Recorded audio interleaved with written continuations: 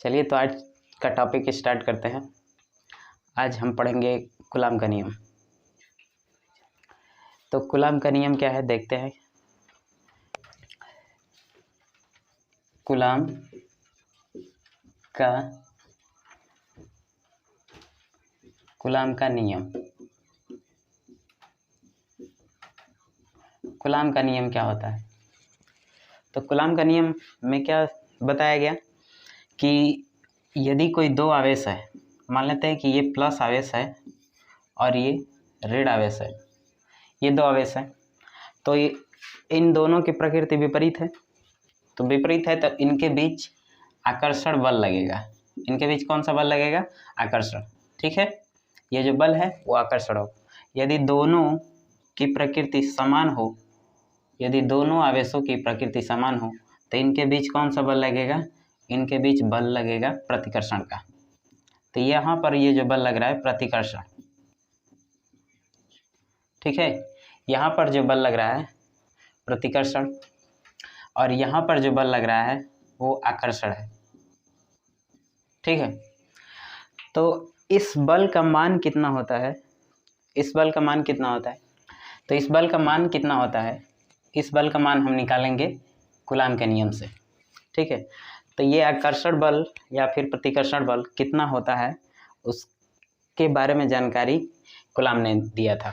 ठीक है, तो देखते हैं क्या होता है कूलाम का नियम। तो कूलाम ने ये जो नियम बनाया वो न्यूटन के गुरुत्वाकर्षण नियम से बनाया। न्यूटन का गुरुत्वाकर्षण नियम क्या है?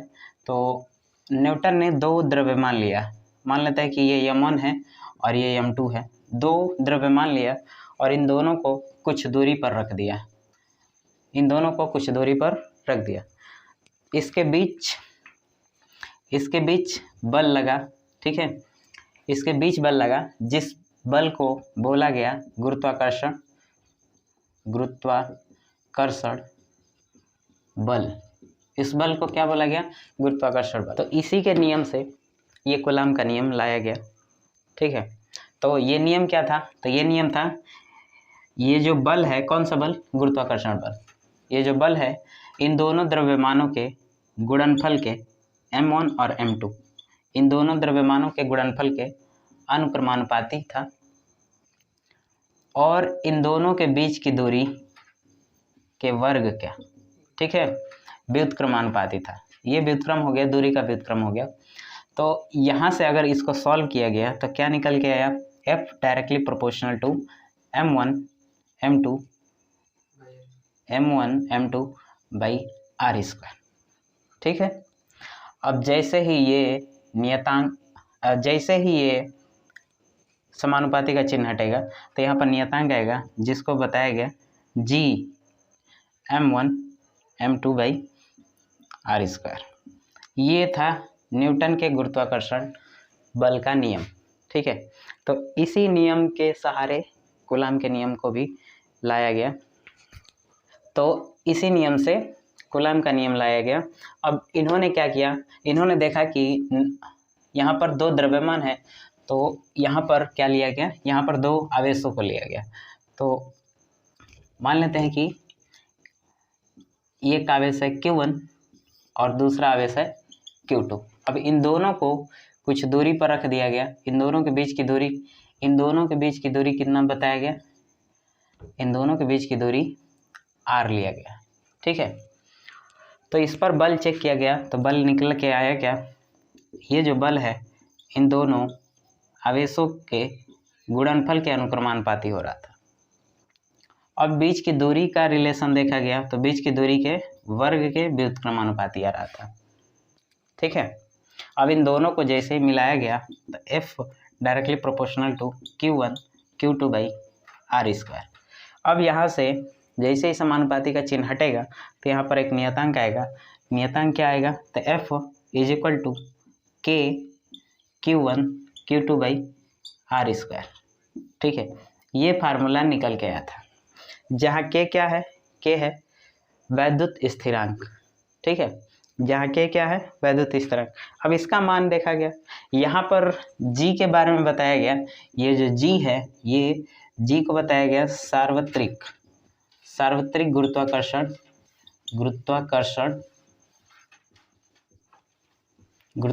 नियतांक। जी को क्या बताया गया? सार्वत्रिक गुरुत्वाकर्षण नियतांक। इसका मतलब क्या होता है? इसका मतलब ये होता है कि ये जो बल है जी पर डिपेंड करेगा। तो कहने का मतलब ये है कि जी को क्या बताया गया? सार्वत्रिक गुरुत्वाकर्षण नियतांक। ये जो बल है हर जगह यानी कि कहीं भी समान रूप से कार्य करेगा। ये जो बल है कहीं भी समान रूप से कार्य करेगा। जैसे ब्रह्मांड में अगर लेके चला जाए ये दो द्रव्यमान को, तो जो बल लगेगा, या फिर पृथ्वी पर हम रखें इन्हीं दो द्रव्यमानों को, तो ब्रह्मांड वाला बल और पृथ्वी वाला बल दोनों की तुलना की जाए तो दोनों आपस में बराबर होगा। ठीक है।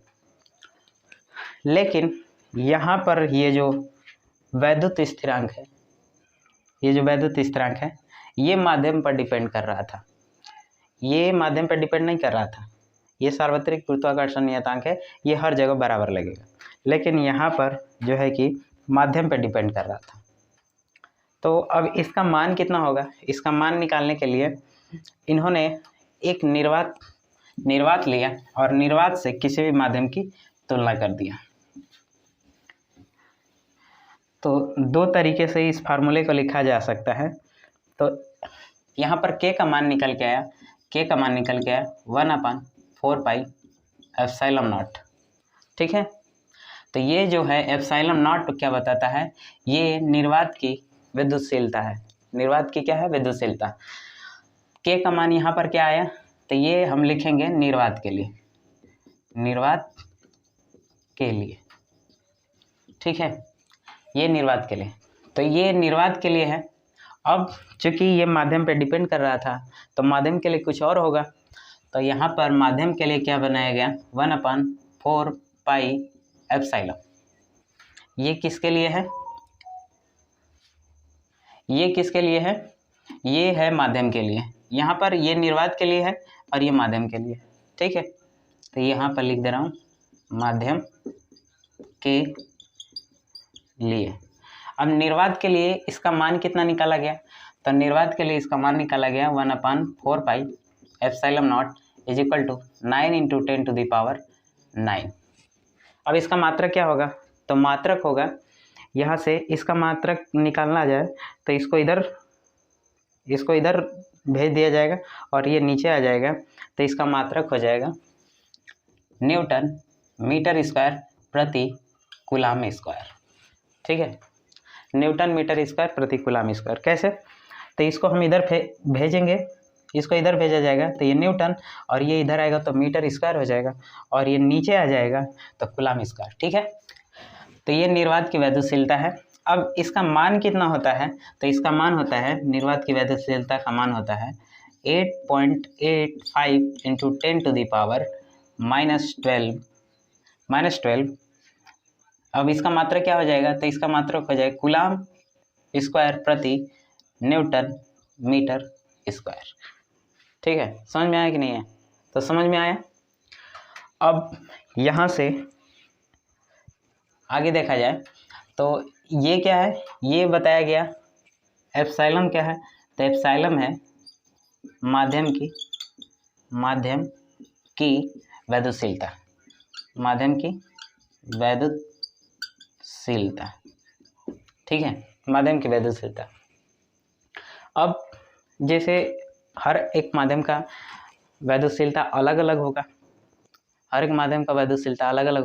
अब ऐसे में सबका याद रखना बहुत ज़्यादा मुश्किल हो जाएगा। ठीक है, सबका याद रखना बहुत ज़्यादा मुश्किल हो जाएगा। तो क्या किया गया कि ये निर्वात की वैद्युतशीलता तो माध्यम की वैद्युतशीलता का रेशियो लिया गया, जिसको हम निरपेक्ष वैद्युतशीलता कहेंगे। अब उसके सहारे हम किसी भी निर्वात की किसी भी माध्यम की वैद्युतशीलता अगर निकालना होगा तो हम निर्वात की वैद्युतशीलता का गुणा कर देंगे तो मिल जाएगा। कैसे हो रहा है? तो ये इसका मान कैसे होता है तो देख लेते हैं। ये हो गया निरपेक्ष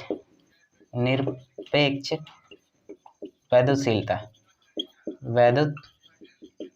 निरपेक्ष वैद्युतशीलता इसको किससे दिखाते हैं? तो इसको दिखाते हैं एप्सिलॉन आर से। ठीक है, इसको कैसे दिखाते हैं? तो एप्सिलॉन आर से। इसका मान कितना होता है? तो इसका मान होता है एप्सिलॉन आर इजिकल टू माध्यम की वैद्युतशीलता बटे निर्वात की वैद्युतशीलता।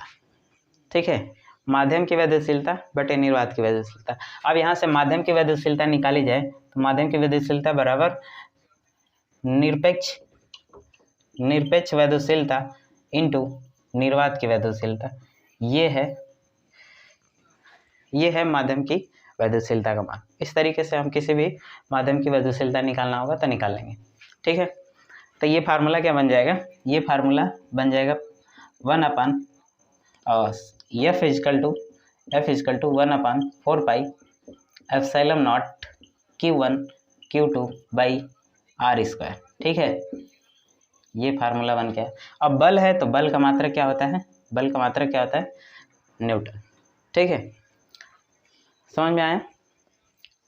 तो मैं इसकी परिभाषा लिख दे रहा हूँ, कूलाम के नियम की परिभाषा लिख दे रहा हूँ। तो इसका तो कोई काम नहीं है, तो इसका जब कोई काम नहीं है तो इसको मैं मिटा दे रहा हूँ और यहीं पे मैं परिभाषा लिख दे रहा हूँ। तो परिभाषा है ये परिभाषा यहीं से निकल के आएगी कि ये जो बल है दोनों आवेशों के गुणनफल के अनुक्रमानुपाती और बीच की दूरी जो है उसका वर्ग के व्युत्क्रमानुपाती है। तो इसको मैं लिख रहा हूँ, तो किन्हीं दो आवेशों के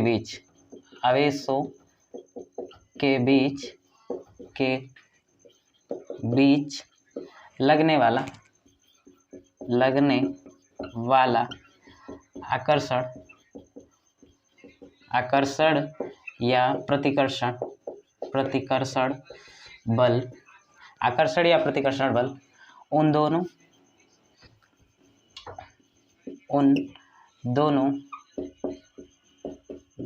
आवेशों के गुणनफल के अनुक्रमानुपाती तथा बीच की दूरी के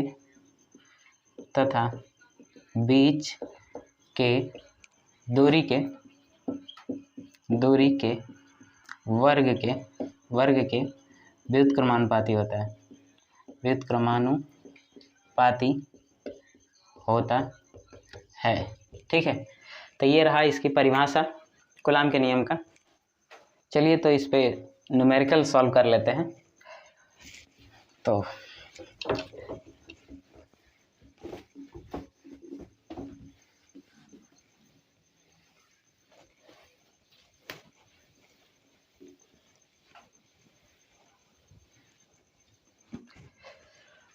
न्यूमेरिकल सॉल्व करते हैं। क्वेश्चन नंबर पहला,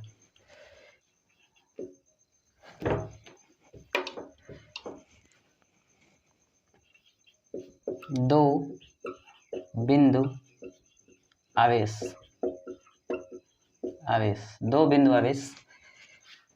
+5 कूलाम तथा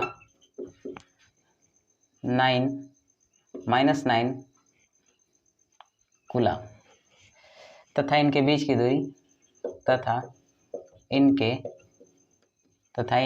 बीच की दूरी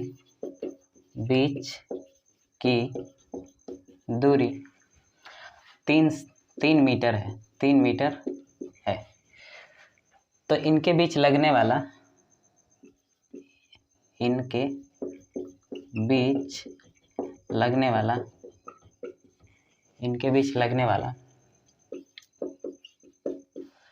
वैद्युत बल की गणना कीजिए।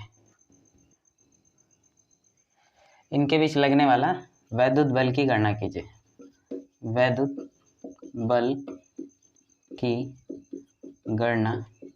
कीजिए। ठीक है, तो इसको सॉल्व करते हैं। तो सबसे पहले लिखेंगे दिया है क्या दिया है? तो दो आवेश दिया है, एक Q1 है, Q1 कितना है? +5 कूलाम, और Q2 दिया है कितना? -9 कूलाम। ठीक है, और इनके बीच की दूरी 3 मीटर है। तो R यहाँ पर दे दिया है, R कितना है? 3 मीटर। अब क्या पूछ रहा है, वैद्युत बल, ठीक है। तो वैद्युत बल यानी कि F is equal to question mark, ये बल पूछ रहा है। अब इसको सॉल्व करते हैं। तो फार्मूला हमारा क्या है, फार्मूला है F is equal to 1/4 pi epsilon naught Q1 Q2 by R square, ये है फार्मूला। अब इस पर मान रख देते हैं। तो इसका मान कितना बताया, इसका मान बताया 1/4 पाई एप्सिलॉन नॉट का मान कितना होता है 9 × 10⁹, ठीक है।